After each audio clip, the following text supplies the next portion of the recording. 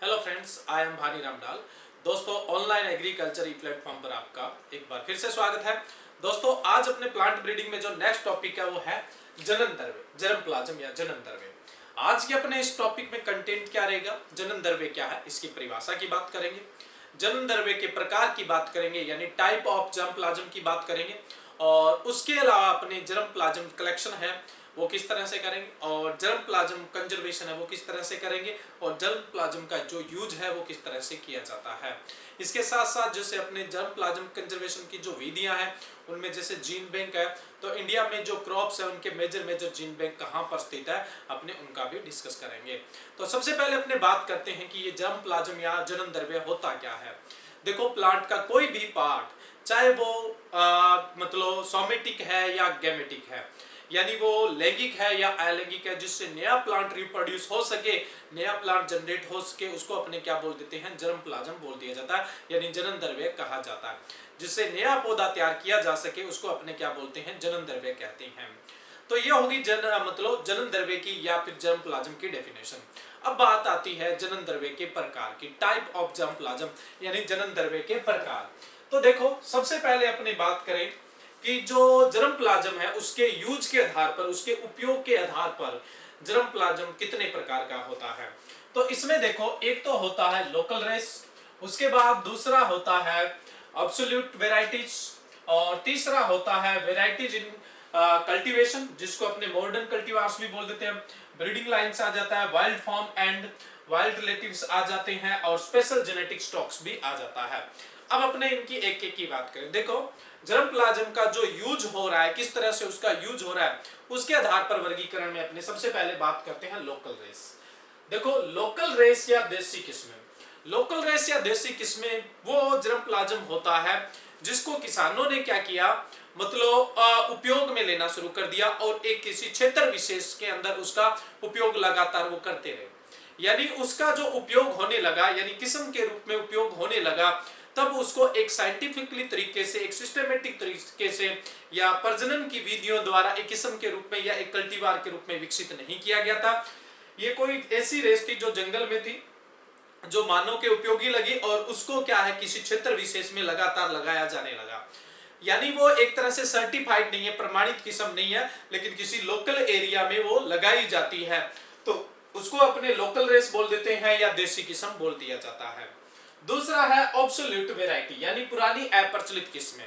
देखो, ये जंगल में ऐसा मानव उपयोगी पौधा था या एक ऐसा मानव उपयोगी मतलब जाति थी, जिसका मतलब क्या किया, जिसको एक साइंटिफिक तरीके से पादप प्रजनन की विधियों द्वारा विकसित किया गया था, और जिसे किसी क्षेत्र विशेष में लगाया जाता था, किस्म के रूप में लगाया जाता था पहले, लेकिन अब वर्तमान में नहीं लगाया जाता। एक वैरायटी जो साइंटिफिक तरीके से, वैज्ञानिक तरीके से या प्रजनन की विधियों द्वारा विकसित की गई थी, लेकिन वर्तमान में इसे ग्रो नहीं किया जाता है, तो इसको अपने क्या बोलते हैं, ऑब्सोल्यूट वैरायटी या पुरानी अप्रचलित किस्में बोल देते हैं। तीसरी अपने बात करें वेराइटी इन कल्टीवेशन, खेती के उपयोग में आ रही किस्में, जिसको अपने मॉडर्न कल्टीवार भी बोल देते हैं। देखो, ऐसा जनन द्रव्य जिसको मतलब साइंटिफिक तरीके से या पादप प्रजनन की विधियों द्वारा विकसित किया गया है, और वर्तमान में इसका जो जीन प्रारूप है वो सबसे बढ़िया है, इसका उत्पादन बहुत बढ़िया है, इसलिए वर्तमान में इसका उपयोग हो रहा है। यानी कहने का मतलब वर्तमान में इस तरह की जो वेराइटीज है, इस तरह की जो कल्टीवार है, इनको लगाया जा रहा है, जिनका प्रमाणीकरण हुआ है, जिनको वैज्ञानिक तरीके से विकसित किया गया है, उनको अपने मॉडर्न वेराइटी या मॉडर्न कल्टीवार या वेराइटी इन कल्टीवेशन भी कहा जाता है, यानी खेती के उपयोग में आ रही किस्में भी कहा जाता है। नेक्स्ट जो अगला जनन द्रव्य टाइप है वो है ब्रीडिंग लाइन्स। देखो, ब्रीडिंग लाइन्स या फिर अपने इसको क्या बोल देते हैं, प्रजनन लाइन बोल देते हैं। तो ब्रीडिंग लाइन या प्रजनन लाइन ये विशेष प्रकार की, मतलब विशेष प्रकार का जनन द्रव्य होता है, जो रिकॉम्बिनेशन या मतलब रिकॉम्बिनेशन के काम में लिया जाता है। जैसे अपने कोई नई वैरायटी वगैरह डेवलप कर रहे हैं, तो ये जो ब्रीडिंग लाइन्स है इनको यूज किया जाता है। इन ब्रीडिंग लाइन को यूज करते हुए नए कॉम्बिनेशन तैयार किए जाते हैं, नई किस्में विकसित की जाती है, यानी इनका जो उपयोग है वो प्लांट ब्रीडिंग यानी पादप प्रजनन की विधियों के अंदर किया जाता है। ये अपने चौथी तरह का जनन द्रव्य हो गया। पांचवा अपने बात करें तो wild form and wild relative, जंगली प्रारूप और जंगली संबंध। जंगली प्रारूप और जंगली संबंध में भी डिफरेंस होता है, यहाँ पे ध्यान रखना। देखो, एक तो है यहाँ पे वाइल्ड फॉर्म, जिसको अपने जंगली प्रारूप बोल देते हैं। जंगली प्रारूप क्या होता है, जैसे वर्तमान में कोई अपने पौधा लगा रहे हैं, वर्तमान में जिस पौधे की अपने किस्म लगा रहे हैं उसके कहीं ना कहीं वो जनक रहे हुए हैं पहले, मतलब उनसे ही उसकी उत्पत्ति हुई है, यानी उसके जो जनक है वो क्या कहलाएंगे, वाइल्ड फॉर्म कहलाएंगे, जंगली प्रारूप कहलाएंगे। और इससे जुड़ी हुई इसकी और संबंधित जो जातियां हैं उसको अपने क्या बोलते हैं, जंगली संबंध या फिर वाइल्ड रिलेटिव बोलते हैं। दोनों में फर्क आ गया ना। यानी अब ये जो पौधा है इसके जो जनक है वो ये जंगली जाति रही हुई है, कहीं ना कहीं ये जनक रही, लेकिन इसमें सुधार होने की वजह से आज तो अपने इसको क्या कर रहे हैं, व्यवसायिक स्तर पर लगा रहे हैं, खेती के काम में ले रहे हैं। यानी ये क्या है, वेराइटी इन कल्टीवेशन है, एक तरह से वर्तमान में उपयोग में ली जा रही है।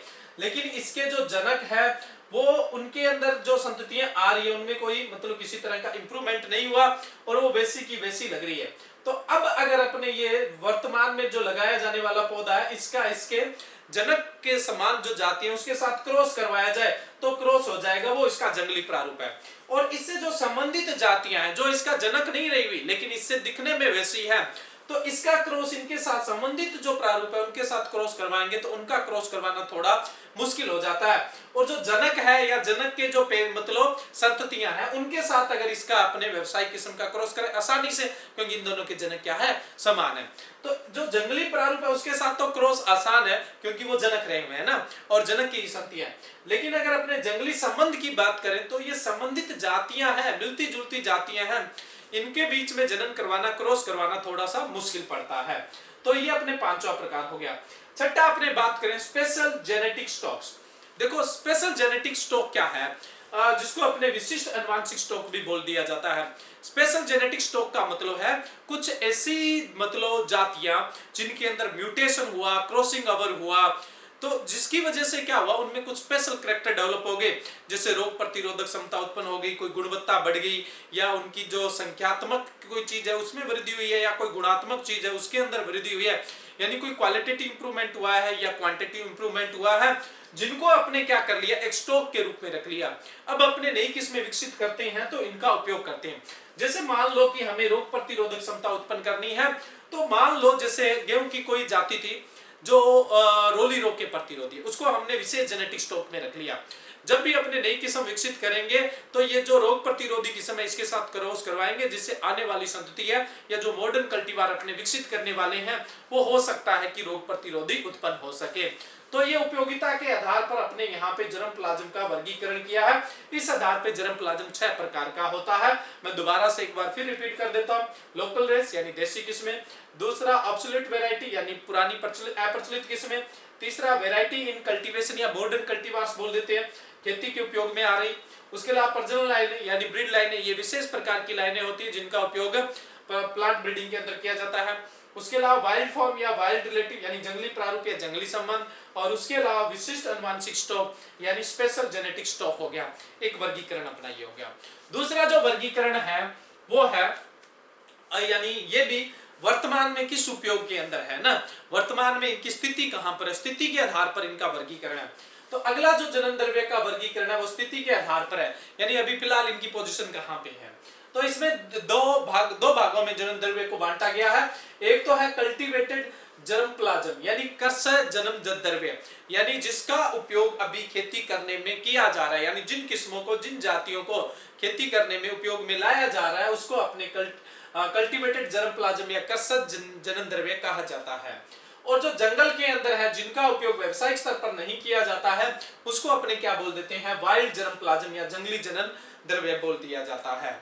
नेक्स्ट अपने बात करें अब उत्पत्ति के आधार पर जनन द्रव्य, यानी उनकी उत्पत्ति कहां से हुई, उनका ओरिजिन कहां से है। एक होता है इंडिजीनियस जर्म प्लाज्म यानी देसी जनन द्रव्य, यानी जिसकी उत्पत्ति अपने यहां से हुई है, लोकल से हुई है, यानी भारत से हुई है, तो उसको अपने बोल देंगे देसी जनन द्रव्य या इंडिजीनियस जर्म प्लाज्म बोल देंगे। और जिसको हम बाहर से लाए हैं, जैसे गेहूं की बोनी किस्में अपने बाहर से लेके आए ना, मैक्सिको से लेके आए, तो उनको अपने एक्जोटिक जर्म प्लाज्म या विदेशी जनन द्रव्य कह दिया जाता है। तो सबसे पहले अपने यहाँ पर बात होगी जनन द्रव्य के प्रकार की। अब अपने बात करते हैं जीन पुल या जीन कोष। अब देखो जीन पुल या जीन कोष क्या होता है। देखो जीन पुल या जीन कोष क्या होता है, जैसे मान लो कोई पौधा है, अब इससे जुड़ी हुई जितनी भी इसकी जो जातियां हैं, विभेद है यानी स्पीशीज है, वेराइटीज है, जिनके बीच में क्रॉस संभव हो जाए, यानी वो ग्रुप जिसके बीच में क्रॉस संभव हो जाता है तो उसको अपने क्या बोल दिया जाता है, जीन कोष कह दिया जाता है। उसके जो विकल्पी है उन सबको क्या बोल देंगे अपने, जो अल्टरनेटिव है जिनके साथ क्रॉस संभव हो सकता है, एक ऐसा समूह जिनके बीच में क्रॉस संभव हो सकता है तो उसको अपने क्या बोलते हैं, जीन पूल बोल देते हैं। जीन पूल को अपने 3 भागों में बांटते हैं। एक तो होता है जीन पूल फर्स्ट यानी प्राथमिक जीन कोष, दूसरा होता है gene pool second gene pool या जीन पूल सेकंड जिसको अपने द्वितीय जीन कोष बोल दिया जाता है, और तीसरी कैटेगरी होती है जीन पूल थर्ड जिसको अपने तृतीय जीन कोष बोल दिया जाता है। अब देखो अब किस तरह से अपने इसको समझा जा सकता है। जैसे जीन पूल फर्स्ट, मान लो कि हम बात करें ट्रिटिकम एसिटिवम, अच्छी तरह जानते हैं, ब्रेड वीट कहा जाता है, इसको अच्छी तरह जानते हैं आप लोग, ब्रेड वीट कहा जाता है जिसको ट्रिटिकम एसिटिवम सबसे ज्यादा अपने इसी को लगाते हैं चपाती वगैरह बनाने के लिए। तो ट्रिटिकम एसिटिवम में बहुत तरह की किस्में हैं जिनका क्रॉस आपस में बहुत ही आसानी से किया जा सकता है। वहीं पे अगर मैं जैसे बात करूं मूंगफली की, तो मूंगफली के अंदर एरिकस हाइपोजिया है और उसके अलावा एरिकस हाइपोजिया और एरिकस जो मोंटिकोला है इनके बीच में क्रॉस संभव है। तो देखो जीन पूल फर्स्ट में उनको रखेंगे। अब जैसे मैं पहले गेहूं का एग्जांपल लेता हूं, वीट का एग्जांपल लेता हूं। वीट की जो ट्रिटिकम एसिटिवम है उसके साथ आसानी से जिसका क्रॉस हो जाए उनको अपने जीन पूल फर्स्ट में रखेंगे। तो इसमें वो समूह आएगा जिनके बीच बहुत आसानी से क्रॉस हो जाए और उनकी जो संतति होती है वो फर्टाइल होती है, उर्वर होती है, यानी वो स्ट्राइल नहीं होगी, जिनका क्रॉस आसानी से हो जाए। अब ट्रिटिकम एसिटिवम के साथ जिसका क्रॉस आसानी से हो जाए और जिनकी जो जनरेशन होगी वो कैसी होगी, फर्टाइल होगी, तो उसको अपनी श्रेणी में रख देते हैं। मूंगफली की बात करूं तो जैसे एरिकस हाइपोजिया और एरिकस मोंटिकोला है, इनके बीच में क्या है, बहुत ही आसानी से क्रॉस हो जाता है, तो इनको अपने किस में रखेंगे, जीन पूल फर्स्ट के अंदर रखेंगे। फिर उसके बाद जैसे मान लो हम गेहूं की बात कर रहे हैं, तो गेहूं की वो जातियां जिनके साथ थोड़ा क्रॉस मुश्किल हो और संतति हो सकती है फर्टाइल हो और संतति हो सकती है स्ट्राइल हो, यानी संतति उर्वर भी हो सकती है और बिना उर्वर भी हो सकती है। जैसे ट्रिटिकम एसिटिवम का क्रॉस अपने ट्रिटिकम मोनोकोकम से करवाएं या ट्रिटिकम ड्यूरम से करवाएं तो क्रॉस थोड़ा मुश्किल पड़ता है। तो यहाँ ट्रिटिकम एसिटिवम तो हम जीन पूल फर्स्ट में रख रहे थे, तो ट्रिटिकम जो ड्यूरम है उसको अपने किस में रख देंगे, जीन पूल सेकंड के अंदर। यानी जीन पूल सेकंड वो है जिनका क्रॉस जीन पूल फर्स्ट के साथ मुश्किल से होता है और जिससे जो उत्पन्न संतति होती है वो फर्टाइल भी हो सकती है और स्ट्राइल भी हो सकती है, ठीक है। और जीन पूल फर्स्ट में उस समूह को रखेंगे जिसके बीच में क्रॉस बहुत आसानी से होता है और जिसकी संतति 100% फर्टाइल होती है, उसको जीन पूल फर्स्ट में रखा जाता है। अब बात आती है gene pool third. Gene pool third वो होता है जिसका क्रॉस जीन पूल फर्स्ट के साथ बहुत ही मुश्किल होता है और जैसे तैसे करके अगर क्रॉस हो भी जाता है तो संतति हमेशा ही स्ट्राइल उत्पन्न होती है, यानी उर्वर उत्पन्न नहीं होती। जैसे ट्रिटिकम एसिटिवम है उसका जो क्रॉस है थाइनोपारम और जो लाइनस है उनके साथ हो तो जाता है लेकिन बड़ी मुश्किल से होता है। तो ये जो थाइनोपारम और लाइनस है वो GP3 है, यानी जीन पूल थर्ड है जिनका क्रॉस जीन पूल फर्स्ट के साथ या इसकी जो जीन पूल फर्स्ट की जाती है उनके साथ बड़ा मुश्किल से होता है और संतति होगी वो 100% क्या होगी, स्ट्राइल होगी, वो कभी भी फर्टाइल यानी कभी भी उर्वर नहीं होगी। तो अब अपने इसमें बात की यहाँ पे जनन द्रव्य क्या है, जनन द्रव्य के प्रकार की बात की और जीन पूल यानी जीन कोष की हमने बात की। जीन कोष तो ये इसलिए जरूरी था क्योंकि हमें इस बात का ज्ञान होना चाहिए जनन द्रव्य है वो एक दूसरे से किस तरह का संबंध रखता है, उसके बीच में किस तरह का पुल बनता है। तो 3 तरह के पुल बनते हैं, कैसे कैसे, gene pool first, gene pool second, gene pool third, जिसको अपने प्राथमिक जीन कोष, द्वितीय जीन कोष और तृतीय जीन कोष के नाम से जानते हैं। अब अपने बात करते हैं जनन द्रव्य का कलेक्शन, यानी जनन द्रव्य किस तरह से काम में लिया जाता है और जनन द्रव्य का प्रिजर्वेशन किस तरह से होता है। नेक्स्ट अपने अब बात करते हैं एक्टिविटी इन जर्मप्लाज्म कंजर्वेशन। देखो जनन द्रव्य संरक्षण की क्रियाएं क्या है, जनन द्रव्य संरक्षण करते हैं उस समय क्या क्या चीजें आती है। सबसे पहले अपने कलेक्शन संग्रह, कलेक्शन कहाँ से करेंगे या फिर अपने बोल सकते हैं सिलेक्शन किसका करेंगे, कौन से जनन द्रव्य का सिलेक्शन करेंगे, ठीक है। उसके बाद अपने उसका कंजर्वेशन करेंगे, संरक्षण करेंगे। संरक्षण की भी 2 विधियां हैं जिनका आगे अपने डिस्कस करते हैं। अभी संरक्षण करने के बाद जब अपने उसको उपयोग में लेना है तब उसका मूल्यांकन करेंगे, इवोल्यूशन करेंगे। जैसे मान लो कि आप प्लांट ब्रीडर है, आप कोई नई वेराइटी रिलीज करना चाहते हैं और आप ये जनन द्रव्य काम में लेना चाहते हैं तो पहले इसका मूल्यांकन तो करेंगे ही। मूल्यांकन करने के बाद उसकी कैटालॉगिंग करेंगे। कैटालॉगिंग का मतलब क्या होता है, जैसे कहाँ का जर्म प्लाज्म है, ठीक है, क्या इसमें मतलब जीनोटाइप है या फिर इसकी क्या गुणवत्ता है, वो सारी कैटालॉगिंग में आ जाती है। यानी कैटालॉगिंग, जैसे आप लाइब्रेरी में जाते हैं तो आपने बॉक्स में देखा होगा, ये उस रेक में देखा होगा कि ये ए से जो टाइटल से शुरू हो रही है बुक इसमें है, बी से शुरू हो रही है वो इसमें है, सी से जो शुरू हो रही है इसमें है, तो ये कैटालॉगिंग है। तो इस तरह से अपने इसकी मूल्यांकन करने के बाद क्या करते हैं, कैटालॉगिंग करते हैं, सूचीबद्ध करते हैं उसको। फिर अपने क्या करते हैं कि वो जो जनन द्रव्य है वो ठीक है, बढ़िया है, तो अपने उसका मल्टीप्लिकेशन करेंगे, गुणन करेंगे, उसकी संख्या बढ़ाएंगे, संख्या बढ़ा के फिर उसको अपने क्या करेंगे, डिस्ट्रीब्यूट करेंगे, किसानों को देंगे और वो क्या करेंगे, इसका उपयोग करेंगे। ये पूरे का पूरा मतलब जनन द्रव्य का उपयोग है। पहले अपने कलेक्शन करेंगे, उसके बाद उसका संरक्षण करेंगे, उसके बाद मूल्यांकन करेंगे, फिर कैटालॉगिंग करेंगे, फिर उसकी संख्या बढ़ाएंगे, गुणन करेंगे, मल्टीप्लिकेशन करेंगे और उसके बाद डिस्ट्रीब्यूशन करेंगे, है ना, मतलब वितरण करेंगे और उसके बाद अपने उसका क्या करेंगे, उपयोग में लेंगे। तो ये पूरी जनन द्रव्य संरक्षण की क्रियाएं हैं, activities in germ plasm conservation है। अपने इस लेक्चर में जो ज्यादा जोर दिया जाएगा वो संरक्षण पर दिया जाएगा, कंजर्वेशन। अब कंजर्वेशन जो है जर्म प्लाज्म का वो किस तरह से किया जाता है, देखो दो तरह का कंजर्वेशन होता है, एक तो इन सिटू कंजर्वेशन होता है, स्वस्थानीय संरक्षण होता है, और दूसरा होता है एक्स सिटू कंजर्वेशन, अपने जिसको क्या बोलते हैं, बाह्य स्थानीय संरक्षण बोल दिया जाता है। इन सिटू या स्वस्थानीय क्या होता है, जहां पर जो पौधा है, ये बातें जंतुओं के लिए भी लागू होती है, ठीक है, लेकिन हम पढ़ रहे किसके रेस्पेक्ट में है, पादप के रेस्पेक्ट में पढ़ रहे हैं। तो जो पादप जहां से मतलब उसकी जो मतलब प्राकृतिक मतलब नेचुरल जो हैबिटेट है, यानी उसका जो प्राकृतिक आवास है, वहीं पे उसको संरक्षित कर लेते हैं, तो उसको इन सिटू कंजर्वेशन या स्वस्थानीय संरक्षण। जहां पर पौधे प्राकृतिक रूप से लगे हुए हैं वहां पर उनका वेरिएशंस देखने को मिल रहा है, अपने को डाइवर्सिटी देखने को मिलती है, विभिन्नता देखने को मिलती है, प्राकृतिक उनका जो आवास है यानी नेचुरल हैबिटेट है, वहीं पर उसको संरक्षित कर दें तो उसको अपने क्या बोल देंगे, नेचुरल सॉरी इन सिटू कंजर्वेशन या स्वस्थानीय संरक्षण बोल देंगे। अब देखो इसका फायदा क्या है, इसका फायदा ये रहेगा कि एक तो जो अपने जनन द्रव्य है उसके अंदर डाइवर्सिटी बहुत रहेगी, विभिन्नता बहुत रहेगी।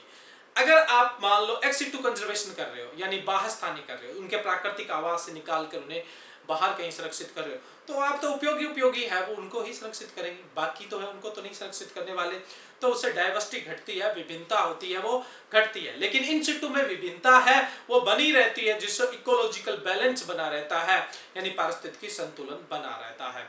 दूसरा, यहाँ नेचुरल सिलेक्शन को अपॉर्चुनिटी मिलती है, जो प्राकृतिक शरण है उसको बढ़ावा, सॉरी प्राकृतिक शरण क्या, प्राकृतिक जो चेन है यानी नेचुरल सिलेक्शन है उसको बढ़ावा मिलेगा, और जिससे अपने को कुछ और नए कॉम्बिनेशन देखने को मिलते हैं। ये इन सिटू कंजर्वेशन का फायदा है। लेकिन इसका नुकसान क्या होता है, नुकसान ये है कि जैसे जहां प्राकृतिक उनका आवास है वहीं पर अगर इसको संरक्षित कर रहे हैं तो वहां पर इसको कंजर्वेशन करना या संरक्षित करना थोड़ा मुश्किल हो जाता है, यानी टफ काम हो जाता है। उसके अलावा कई बार प्राकृतिक आपदाएं आती है, जैसे साइक्लोन आता है या कई बार जंगलों में आग वगैरह लग जाती है।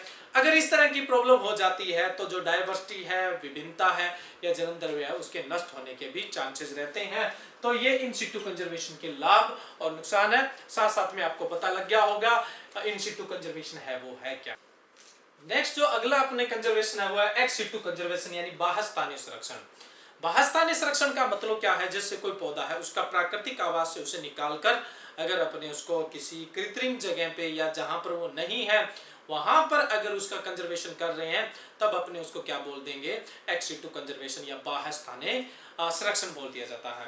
इसमें जैसे सीड बैंक आता है, बीज बैंक आता है, प्लांट और फील्ड बैंक आता है यानी पादप और क्षेत्र बैंक आता है, शूट टिप बैंक आता है यानी प्रोहागर बैंक आता है, उसके अलावा सेल एंड ऑर्गन बैंक आता है, कोशिका अंग बैंक आता है, उसके अलावा डीएनए बैंक आता है जिसको अपने जीनोम लाइब्रेरी बोल देते हैं, उसके अलावा आर्टिफिशियल सीड यानी कृत्रिम बीज भी आ जाता है।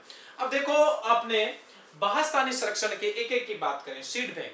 देखो सीड बैंक क्या होता है, अपने सीड टेक्नोलॉजी में पढ़ा था, दो तरह के सीड होते हैं, एक तो होते हैं ऑर्थोडॉक्स सीड और एक होते हैं रिकलिस्ट्रेंट सीड।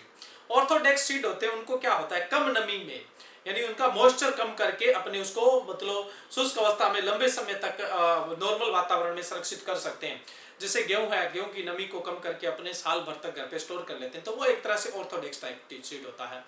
दूसरा होता है रिकलिस्ट्रेंट टाइप सीड जो होता है, रिकलिस्टेंट या नॉन ऑर्थोडॉक्स सीड भी बोल देते हैं। तो उसको है कम नमी पे अपने संरक्षित नहीं कर सकते, तो अपने उसको लो टेम्परेचर पे क्या करते हैं, संरक्षित करते हैं। तो लो टेम्परेचर पे संरक्षित करते हैं, तो ये बीज को किसी भी तरीके से आप एक जगह संरक्षित कर रहे हो, यानी कोई जैसे पौधा है, उसकी जितनी संभव जातियां हैं, किस्में हैं, उनके अपने बीजों को एक जगह कलेक्ट कर लेते हैं, तो उसका क्या बन जाता है, सीड बैंक बन जाता है। जैसे मान लो अमरूद है, अमरूद की जितनी भी पॉसिबल जातियां, या मैं बात करूं बेर है, तो बेर की जितनी भी पॉसिबल किस्में हैं यानी वेराइटीज है, और जितनी पॉसिबल स्पीसीज है, उनके बीजों को अपने इकट्ठा कर लेते हैं, तो उसको अपने क्या बोल देंगे, सीड बैंक बोल देंगे। अब ये डिपेंड करता है कि ये सीड कैसा था। ऑर्थोडॉक्स सीड है तो अपने ड्राई स्टोरेज कर सकते हैं, और रिकलिस्टेंट सीड है तो उसको लो टेम्परेचर पे स्टोर किया जा सकता है। पीछे अपने सीड टेक्नोलॉजी में डिस्कस कर ही चुके हैं। इनके स्टोरेज के आधार पर इनको 3 कैटेगरी में अपने डिवाइड किया था। जैसे मैं बात करूं short term storage, long term storage और मिड टर्म स्टोरेज है। तो वो सीड टेक्नोलॉजी के अंदर मैंने आपको करवा भी दिया था, कितने टेम्परेचर पर किसको कितना, शॉर्ट टर्म स्टोरेज कौन सा है, मिड टर्म कौन सा है, लॉन्ग टर्म कौन सा है, वो भी अपना डिस्कस हो चुका था। लेकिन यहाँ मेरा कहने का मतलब ये है, सीड बैंक या जीन बैंक वो होता है जिसके अंदर अपने क्या करते हैं, किसी पौधे की या किसी पर्टिकुलर प्लांट्स की जितनी भी जातियां किस्में हैं, जितने संभव हो सके उनके बीजों को कलेक्ट करके रख लेते हैं, तो उसको अपने सीड बैंक बोलते हैं, जीन बैंक बोलते हैं। प्लांट और फील्ड बैंक, जैसे अपने मान लो किसी जगह पर, मतलब एक जहां उसका प्राकृतिक आवास नहीं था, फिर भी अपने वहां पर जितनी उस पौधे की किस्में जातियां हैं उनको जाके लगा लिया, तो उसको अपने क्या बोल देते हैं, gene bank, sorry field bank बोल दिया जाता है। जैसे कहीं पे मान लो खजूर का जीन बैंक लगा, कहीं पे अमरूद का जीन बैंक लगा हुआ, इस तरह से। नेक्स्ट है शूट टिप बैंक, अगर प्रो है बैंक, यानी जो शूट टिप होती है या सोमेटिक जो सेल होती है, उसको अपने क्या कर लेते हैं, प्रिजर्व कर लेते हैं, तो उसको अपने क्या बोल देंगे, अगर प्रो है बैंक बोलेंगे। देखो इनको अपने क्रायो प्रिजर्वेशन भी किया करते हैं। जैसे क्रायो प्रिजर्वेशन क्या होता है, -196 डिग्री सेल्सियस तापमान पे किसी चीज को स्टोर करते हैं, तो उसको अपने क्रायो प्रिजर्वेशन। तो शूट टिप बैंक जैसे है या प्रोहा अगर बैंक वगैरह होते हैं, तो इसके अंदर जो प्रिजर्वेशन होता है वो -196 डिग्री सेल्सियस पर ही होता है, जिसे हम क्रायो प्रिजर्वेशन बोल दिया जाता है। क्रायो प्रिजर्वेशन की टेक्निक की भी अपने इसी में बात करेंगे, लेकिन पहले ये अपने कंप्लीट कर लेते हैं। उसके अलावा पौधे का कोई कोशिका या उसका कोई अंग जिससे नया पौधा अपने उत्पन्न किया जा सके, उसको भी अपने क्या कर सकते हैं, संरक्षण कर सकते हैं, यानी उसका कंजर्वेशन कर सकते हैं। वो हो सकता है कि क्रायो प्रिजर्वेशन के थ्रू हो। नेक्स्ट अपने बात करें डीएनए बैंक, यानी जितने भी पौधे होते हैं, जो भी पौधा है उसकी जितनी भी किस्में, जितनी भी जातियां हैं, उसके डीएनए है या उसके जो जीनोम है उसको कलेक्ट कर लिया जाता है, जिसको जीनोम लाइब्रेरी या डीएनए बैंक बोल दिया जाता है। इसको भी अपने किस तरह से प्रिजर्व करेंगे, क्रायो प्रिजर्वेशन के थ्रू प्रिजर्व करेंगे। नेक्स्ट है उसके अलावा अपने बात करें आर्टिफिशियल सीड या कृत्रिम बीज। आर्टिफिशियल सीड क्या होता है, जैसे मैं बात करूं कि कोई भी सोमेटिक सेल है या कोई सोमेटिक बड है जिससे नया पौधा तैयार हो सके, तो वो जो सोमेटिक बड है तो उसको अपने उसके ऊपर क्या करते हैं कि आर्टिफिशियल है वो कवर चढ़ा देते हैं बीज की तरह, ठीक है, और उसके अंदर एक भ्रूण पोष की तरह रख देते हैं। तो उससे क्या होगा, वो क्या कहलाएगा, कृत्रिम बीज कहलाएगा। जनरली जैसे अपने आर्टिफिशियल सीड या कृत्रिम बीज की बात करें, तो उसके ऊपर जो कैप्सुलेशन करते हैं, यानी उसके ऊपर जो अपने आवरण चढ़ाने का काम करते हैं, तो वो अपने काम लेते हैं, सोडियम एल्जिनेट होता है, उससे उसका कैप्सुलेशन किया जाता है, जिससे वो आर्टिफिशियल सीड कहलाता है। तो आर्टिफिशियल सीड का मतलब ये नहीं है कि वो पूरी तरह से आर्टिफिशियल है, सिर्फ उसका कैप्सुलेशन और जो भ्रूणपोष उसके अंदर रखा जाता है वो ही आर्टिफिशियल होता है। बाकी उसके अंदर क्या होती है, सोमेटिक बड होती है, जिससे नया प्लांट रिप्रोड्यूस होता है या नया प्लांट जनरेट होता है। तो ये क्या हो गया, जो जर्म प्लाज्म है यानी जनन द्रव्य है, उसकी संरक्षण की विधि होगी स्वस्थानीय संरक्षण और बाह्यस्थानीय संरक्षण। स्वस्थानीय संरक्षण में क्या होता है, जो उसका प्राकृतिक आवास है वहीं पर उसका संरक्षण किया जाता है, जैसे नेशनल पार्क है या जिसको अपने जीन सेंचुरी बोल दिया जाता है, जहां पर वो प्राकृतिक रूप से लगा हुआ होता है वहां पर उसको संरक्षित कर दिया जाता है। ह्यूमन एक्टिविटीज उसमें बंद कर दी जाती है, क्योंकि ह्यूमन एक्टिविटी में क्या होगा, उसकी कोई मतलब कटाई कर लेगा, उसको खत्म कर देगा, किसी पर्पज से उसका उपभोग कर लेगा। तो उस नेशनल पार्क में सेंचुरी के अंदर अपने क्या करेंगे, ह्यूमन एक्टिविटी को बंद कर दिया जाएगा, और ह्यूमन जो या रिजर्व जो एरिया है उसमें ह्यूमन एक्टिविटी को बंद कर दिया जाएगा और वहां पर उसको संरक्षित कर लिया जाएगा।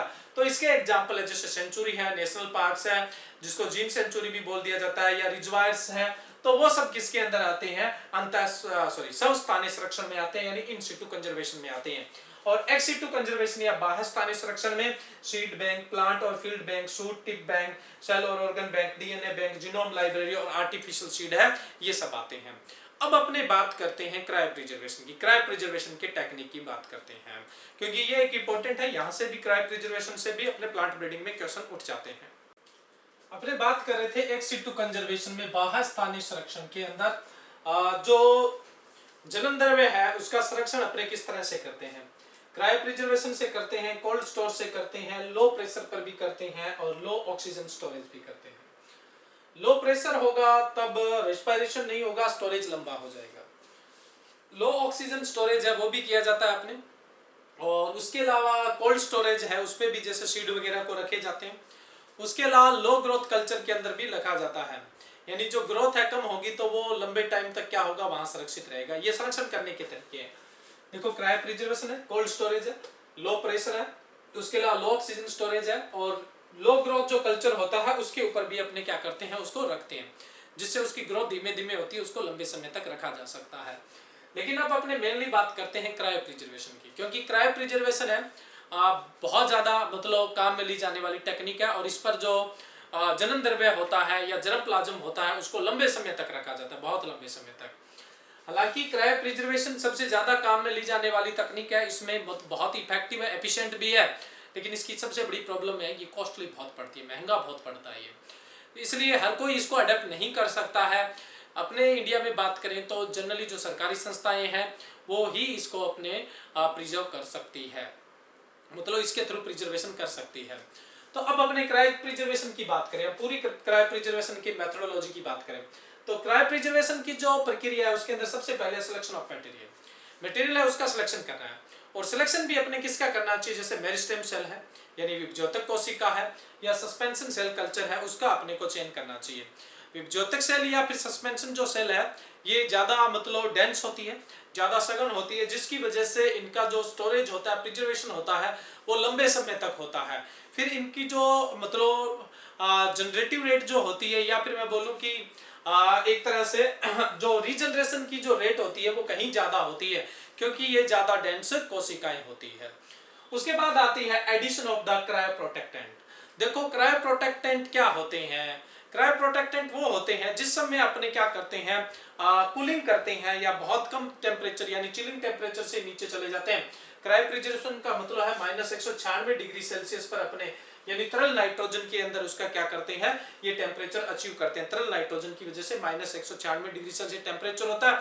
इतने कम टेम्परेचर पर सेल है वो डैमेज न हो जाए, और उसके अंदर क्रिस्टलाइजेशन है उसकी वजह से वो डैमेज ना हो जाए, तो उसी से बचने के लिए, क्रिस्टलाइजेशन से बचने के लिए, और डैमेज चिलिंग जो इंजरी है या चिलिंग डैमेज है उससे बचने के लिए कुछ अपने एजेंट 5 से 15% तक जो डालते हैं, उनको अपने क्या बोलते हैं, क्रायो प्रोटेक्टेंट बोलते हैं। क्रायो प्रोटेक्टेंट जो है वो चिलिंग डैमेज और क्रिस्टलाइजेशन से बचाव करते हैं। इनका उपयोग 5 to 15%, 5 से 15% तक का किया जाता है। एक तो होते ये परमिटिंग एजेंट होते हैं, दूसरे नॉन परमिटिंग एजेंट होते हैं। परमिटिंग एजेंट क्या होते हैं, लो मॉलिक्यूल वेट के होते हैं, वाटर के अंदर डिजोल्व होकर क्या करते हैं, सेल मेम्ब्रेन को पार कर जाते हैं, तो इनको अपने परमिटिंग एजेंट्स बोल देते हैं। इसमें जैसे ग्लिसरॉल आता है, डाइमिथाइल सल्फर ऑक्साइड, जिसको अपने शॉर्ट के अंदर डीएमएसओ बोल दिया जाता है। एक तो ग्लिसरॉल है, दूसरा डाइमिथाइल सल्फर ऑक्साइड है जिसको अपने डीएमएसओ बोल देते हैं। उसके अलावा इथाइलिन ग्लाइकोल भी होते हैं। तो ये परमिटिंग एजेंट्स होते हैं, ठीक है, इनको परमिटिंग एजेंट्स की तरह काम में लेते हैं। दूसरे नॉन परमिटिंग एजेंट होते हैं, इनका मॉलिक्यूलर वेट होता है वो ज्यादा होता है, और इनका उपयोग करते हैं तो जो सेल होती है उसका डिहाइड्रेशन होता है, जिससे चिलिंग इंजरी वगैरह से बचा जा सकता है और क्रिस्टलाइजेशन से बचा जा सकता है। इनकी कंसंट्रेशन ज्यादा होने की वजह से एक तरह से एक्सऑस्मोसिस यानी डिहाइड्रेशन हो जाता है, जिससे क्रिस्टलाइजेशन की प्रॉब्लम नहीं होती है। एग्जांपल है सुक्रोज। तो अपने जो क्रायो प्रोटेक्टेंट है उसका उद्देश्य क्या है, क्रायो प्रिजर्वेशन करने से पहले इनको जो सेल है उस कल्चर के अंदर डालना पड़ेगा। क्यों डालना पड़ेगा, क्योंकि ये चिलिंग डैमेज से और क्रिस्टलाइजेशन से जो डैमेज होता है उससे बचाने वाले हैं। उसके बाद अगला स्टेप आता है फ्रीजिंग। अब अपने फ्रीजिंग करते हैं। देखो फ्रीजिंग और थिविंग दोनों को अपने एक साथ कंबाइंड करते हुए मेथड बनाए गए हैं। फ्रीजिंग का मतलब होता है जमना और थिविंग का मतलब होता है पिघलना या सॉफ्ट होना, ठीक है। तो अब देखो फ्रीजिंग, फ्रीजिंग के अपने पास 4 मेथड है। एक तो होता है slow cooling and slow thawing. Cooling भी स्लोली होगी। कैसे होगी? लगभग 0.5 से लेकर 2 डिग्री सेल्सियस टेम्परेचर पर मिनट गिरेगा और फिर धीरे धीरे अपने उसको -196 डिग्री सेल्सियस पर ले जाएंगे। और जब आगे अपने इसकी थिविंग करेंगे तो हर मिनट है वो 25 डिग्री सेल्सियस टेम्परेचर है वो इंक्रीज करेंगे। ये टेम्परेचर इंक्रीज किससे किया जाता है? वार्म वाटर से किया जाता है, यानी गर्म पानी से किया जाता है। नेक्स्ट दूसरा है रैपिड कूलिंग और रैपिड थिविंग। यानी फटाफटी तो उसको क्या कर देंगे, अपने कूलिंग कर देंगे, -196 पे ले आएंगे तरल नाइट्रोजन का उपयोग करते हुए, और थिविंग करेंगे उस समय भी अपने रैपिड करेंगे, यानी 1 मिनट के अंदर जो टेम्परेचर है वो 200 से 500 डिग्री सेल्सियस तक अपने इंक्रीज कर दिया जाता है। तो ये हो गया रैपिड कूलिंग और रैपिड थिविंग। तीसरा मेथड है dry freezing material. Dry freezing material क्या होता है? जो ड्राई मटेरियल होता है जैसे सीड वगैरह होते हैं उनको अपने फ्रीज ड्राई यानी सीधा ही फ्रीज ड्राई कर देते हैं। नेक्स्ट अपने है वेट्रिफिकेशन। वेट्रिफिकेशन है ये एक मॉडर्न टेक्निक है। इसके अंदर अपने क्या करते हैं, विद इन मोमेंट यानी सेकंड के अंदर ही -196 डिग्री सेल्सियस टेम्परेचर पर पहुंचा देते हैं। लेकिन थिविंग जो होती है वो स्लोली होती है। थिविंग तो होती है वो स्लोली करते हैं, लेकिन जो चिलिंग करेंगे, फ्रीजिंग करेंगे वो बहुत ही रैपिडली करेंगे, यानी एक मोमेंट में क्षण भर के अंदर जो टेम्परेचर है वो -196 डिग्री सेल्सियस पर अपने ले आएंगे। और इसके अंदर अपने जो क्रायो प्रोटेक्ट जो यूज करते हैं उनकी मात्रा ज्यादा यूज करेंगे ताकि सेल है वो क्रिस्टलाइजेशन से और चिलिंग जो डैमेज है उस चिलिंग इंजरी उससे डैमेज ना हो जाए। तो ये अपने हो गया फ्रीजिंग। फ्रीजिंग के बाद अपने स्टोर करेंगे। स्टोर कितने पे करेंगे? -196 डिग्री सेल्सियस, जिसके लिए अपने समय समय पर तरल नाइट्रोजन का उपयोग करते रहेंगे और टेम्परेचर है वो -196 डिग्री बनाए रखेंगे। उसके बाद अपने क्या करेंगे? थिविंग। अब जब आपने उसको यूज करना है तब अपने क्या करेंगे, जो ये जर्म प्लाज्म है इसको थिविंग करेंगे, यानी फ्रीजिंग से थिविंग करेंगे, यानी इसको पिघलाएंगे, इसको सॉफ्ट करेंगे, जिसके लिए अपने वार्म वाटर का यूज करेंगे। वो डिपेंड करेगा फ्रीजिंग मेथड आपने कौन सा लिया। इसके साथ साथ हम बात कर रहे हैं ना, जैसे स्लो कूलिंग, स्लो थिविंग, जैसे रैपिड कूलिंग, रैपिड थिविंग, तो ये अपने यहाँ साथ में डिस्कस कर लिया है। थिविंग करेंगे। थिविंग करने के बाद रिकल्चर। यहाँ पे आपने जब सिलेक्शन किया मटेरियल का तो जो कल्चर था वो कल्चर अब निकाल देंगे, उसका रिकल्चर करेंगे, दूसरे कल्चर का उपयोग करेंगे। ठीक है, दूसरे कल्चर का उपयोग करने के बाद उसके अंदर उसको ग्रो करेंगे, उसको डालेंगे, देखेंगे रीजनरेट प्लांट किस तरह से हो रहा है, जनरेट प्लांट। उसके बाद मेजरमेंट ऑफ सर्वाइवल और वाइबिलिटी मेजरमेंट करेंगे। मेजरमेंट कैसे करेंगे? देखो जब आप रिकल्चर कर रहे हो, देखो थिविंग के बाद जब आप रिकल्चर करोगे तो रिकल्चर करते समय आपको क्या करना है, क्रायो प्रोटेक्टेंट है उनको धो डालना है, उनको हटा देना है। इससे के लिए अपने जो वार्म वाटर है उससे मतलब जो जनन द्रव्य है उसको धोया जाएगा, तो उससे क्या होगा, क्रायो प्रोटेक्ट उतर जाएंगे। क्रायो प्रोटेक्ट उतरने के बाद उसका अपने रिकल्चर कर देंगे। रिकल्चर के बाद में जो पहले कल्चर था मीडिया था उसको निकाल के दूसरा अपने कल्चर में उसको स्थानांतरित कर देंगे। उसके बाद अपने करेंगे कि सर्वाइवल जो मेजरमेंट है वो कैसे करेंगे। अब जब अपने उसका रिकल्चर किया तो उसमें देखेंगे कि कितने प्लांट उसमें ग्रो हुए, कितने की हमने थिविंग की है, थिविंग कितने की और उसमें से कितने हैं वो ग्रो हुए हैं, तो उसका अपने परसेंटेज निकालेंगे। तो उसके लिए अपने फॉर्मूला यूज करेंगे, नंबर ऑफ सेल ग्रो, यानी कितनी ग्रो हुई है, कितनी अंकुरित हुई है एक तरह से, और हमने थिव्ड कितनी की थी, यानी सॉफ्ट कितनी की थी। मान लो आपने थीव की 100, उसमें से ग्रो हुई 70, तो परसेंटेज क्या आ जाएगा, 70% आ जाएगा। तो इसको अपने क्या बोल देते हैं, मेजरमेंट ऑफ सर्वाइवल एबिलिटी बोल दिया जाता है। नेक्स्ट अपने बात करें प्लांट रीजनरेशन। देखो प्लांट रीजनरेशन यानी प्लांट है उसको अपने अब दूसरी जगह लगा के उसकी रीजनरेशन करेंगे, यानी उसका गुणन करेंगे, उसकी संख्या बढ़ाएंगे। तो इस तरह से अपने क्या किया जाता है, क्रायो प्रिजर्वेशन किया जाता है। तो ये क्रायो प्रिजर्वेशन टेक्निक थी अपने। अब देखो बात आती है जर्म प्लाज्म कलेक्शन और जर्म प्लाज्म कंजर्वेशन क्यों जरूरी है। देखो प्रकृति में बहुत सारी डाइवर्सिटी है, तो वो डाइवर्सिटी क्या होती है, कई बार जैसे प्राकृतिक आपदाएं आती है, आग लगती है, साइक्लोन वगैरह आता है, उससे खत्म हो जाती है। या फिर क्या होता है, जेनेटिक इरोजन भी हो जाता है। जेनेटिक इरोजन क्या होता है, देखो जेनेटिक इरोजन का मतलब होता है जैसे हम लगातार एडवांस कल्टीवार लगाते जा रहे हैं, उसके अलावा जितनी भी विभिन्नता है उसका उपयोग नहीं कर रहे हैं, तो वो धीरे धीरे, या फिर जो पहले अपने जैसे मान लो अपने बात कर रहे हैं कि पहले अप्रचलित जो अभी किस्में हैं, अप्रचलित या ऑब्सोल्यूट जिसको अपने कल्टीवार बोला था, पहले तो लगाया जाता था, जिनको अब नहीं लगाया जाता, तो अब नहीं लगाया जाता, उनका उपयोग नहीं है, तो वो धीरे धीरे वो विभिन्नता, वो डाइवर्सिटी धीरे धीरे खत्म होती जाएगी। तो जो जीन प्रारूप है उसका ह्रास होना क्या कहलाता है, जेनेटिक इरोजन कहलाता है। तो बहुत सारी जो वेरिएशन है उनका जेनेटिक इरोजन हो जाएगा। तो अब ये जो जेनेटिक इरोजन हो रहा है या जो जीन प्रारूप का ह्रास हो रहा है, उसको अपने क्या करना है, बचाना है। उसके लिए उसको क्या करना पड़ेगा, प्रिजर्वेशन करना पड़ेगा। बहुत सारी ऐसी किस्में हैं जिनको अपने जेनेटिक स्टॉक के रूप में यूज करते हैं, यानी उसमें रोग प्रतिरोधकता वगैरह होती है, जिनको अपने जो ब्रीडिंग मेथड है, पादप प्रजनन की विधियां हैं, उनके अंदर उपयोग कर सकते हैं भविष्य में। तो अगर अभी वर्तमान में नहीं कर रहे हैं तो उनका लॉस होगा, तो अपने उनका क्या करेंगे, क्रायो प्रिजर्वेशन करेंगे, या मतलब जर्म प्लाज्म है उसका प्रिजर्वेशन करेंगे।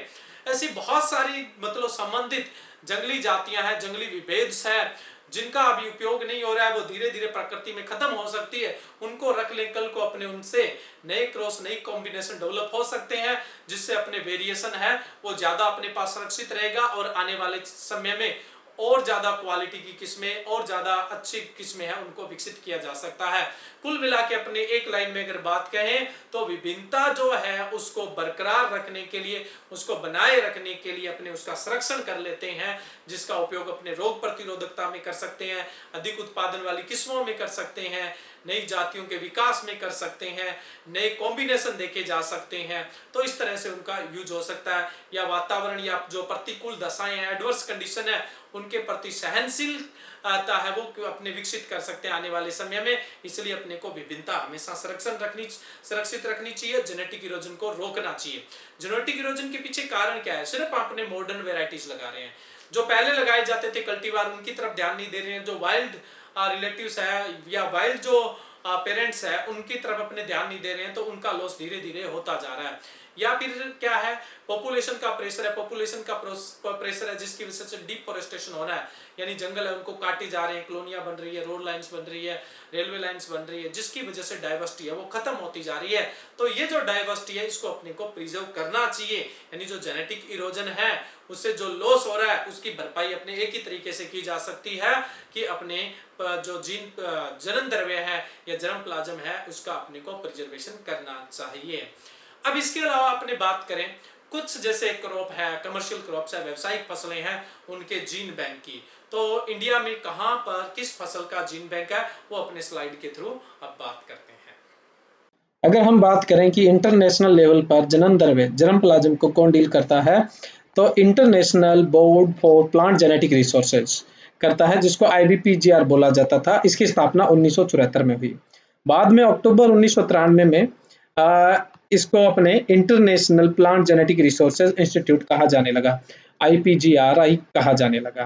तो अब इसका वर्तमान में नाम है international Plant Genetic Resources institute, और ये है रोम, इटली के अंदर। कई बार पूछ लिया जाता है स्थापना, तो स्थापना 1974 में हुई थी। नाम इसका बदला गया अक्टूबर 1993 में, और वर्तमान में जो इसका नाम है वो है IPGRI, International Plant Genetic Resources Institute, Rome, Italy के अंदर है ये।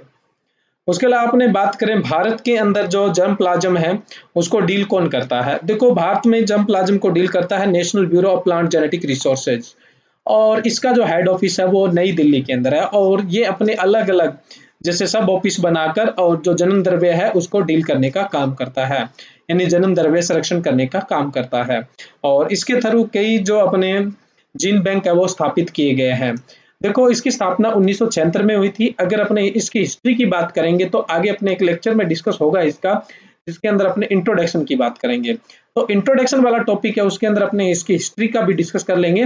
लेकिन अपने सिर्फ अभी इतना ध्यान रखना, national bureau of plant Genetic resources है, इसका हेड ऑफिस नई दिल्ली के अंदर है, और इसकी स्थापना 1976 में हुई थी। अब अपने जो अलग अलग क्रॉप्स है उनके जीन बैंक की बात करें तो व्हीट है, इसका जीन बैंक है directed of wheat research Karnal, Haryana के अंदर। राइस का है वो है Central Rice Research Institute, Cuttack, Orissa में। पोटैटो का है Central Potato Research Institute, Shimla, Himachal Pradesh में। कॉटन का है CICR, Central Institute of Cotton Research, Nagpur, Maharashtra में। शुगर केन का है SBI, sugar cane breeding institute, Coimbatore, Tamil Nadu में। टोबैको का जो जीन बैंक है वो है CTRI, Central Tobacco Research Institute, Rajahmundry, Andhra Pradesh में। पल्सेज का है Indian Institute of Pulses Research, Kanpur, Uttar Pradesh में। फॉरेज क्रॉप यानी जो चारे वाली फसलें हैं इनका है international grassland and fodder research institute, Jhansi के अंदर। और प्लांटेशन क्रॉप का यानी रोपित फसलों का है Central Plantation Crop Research Institute, Kasaragod, Kerala के अंदर। ट्यूबर क्रॉप पोटैटो को छोड़ के बाकी जो ट्यूबर क्रॉप है उनका है central tuber crop Research institute Trivandrum Kerala के अंदर। ऑयल सीड जो क्रॉप है इनका है directed of oil seed research Hyderabad Telangana में, अब ये तेलंगाना में पड़ता है ना, तो वहां पर है। हॉर्टिकल्चर क्रॉप्स जो बहुत सारी है उनका है Indian Institute of Horticulture Research Hesaraghatta Bangalore Karnataka के अंदर। नेक्स्ट अपने बात करें सोरगम। सोरगम का जो है वो एनआरसी सोरगम, देखो एनआरसी है वो डायरेक्टेड बना था और अब ये है Indian Institute of millet research Hyderabad के अंदर है, तो अब इसका जो नाम है वो Indian Institute of millet research हो गया है। तो सोरगम का जो जीन बैंक है वो हैदराबाद के अंदर है, ठीक है। नेक्स्ट है ग्राउंडनट। ग्राउंडनट यानी मूंगफली का जो जीन बैंक है वो है NRC groundnut Junagadh. NRC national research centre for groundnut, अब ये एनआरसी नहीं है, प्रमोट होकर ये हो गया directed of groundnut research Junagadh. तो ग्राउंडनट का जो जीन बैंक है वो है directed of groundnut research Junagadh के अंदर। और सोयाबीन का जो है वो एनआरसी सोयाबीन, जिसको अपने पहले national research centre for soybean बोलते थे, अब ये प्रमोट होकर हो गया Indian Institute of soybean research, ये इंदौर मध्य प्रदेश के अंदर है। तो सोयाबीन का जो जीन बैंक है वो है Indian Institute of soybean research के नाम से, ठीक है, पहले इसको एनआरसी सोयाबीन बोला जाता था। और मक्का का जो जीन बैंक है वो आईआरआई न्यू दिल्ली के अंदर है, यानी Indian agriculture research institute new Delhi के अंदर है। तो ये कुछ मेजर क्रॉप्स के जो जीन बैंक है उनका अपने यहाँ डिस्कशन था। उसके अलावा जैसे मैं बात करूँ शुष्क क्षेत्रों के लिए, जैसे बेर और खजूर का जो जीन बैंक है वो बीकानेर के अंदर है, ठीक है। तो और भी कई क्रॉप है जिनके जीन बैंक, लेकिन मेनली एग्जाम में ज्यादातर इनके बारे में पूछा जाता है, जिनको अपने यहाँ पर डिस्कस कर लिया है। तो आज का लेक्चर अपना कंप्लीट होता है।